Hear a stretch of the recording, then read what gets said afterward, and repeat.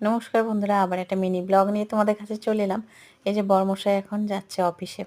তো এই যে সকালবেলা রান্না বান্না সমস্ত কিছু করে দিয়েছি। আজ হচ্ছে স্যাটারডে। মেয়ে এখন এই যে দেখো ঘরে ওখানে পড়ছে আর আমি একটু চা খাচ্ছি। তো এখানে টেবিলে এখানে পড়তে বসেছে।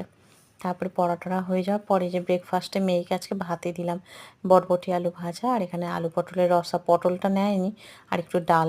পটলটা বললো পরে খাবো। তো ওকে খাওয়া টাওয়া দেওয়ার পর আমি এখন এই যে গা ধুয়ে নিয়ে ভগবানের পূজাটা সারলাম।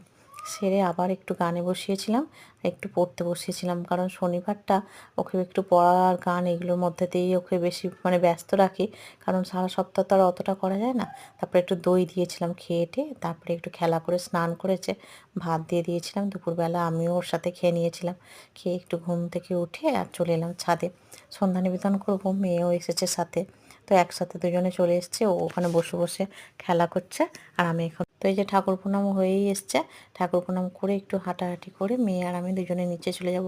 আজ মিনি ব্লগটা এই পর্যন্ত।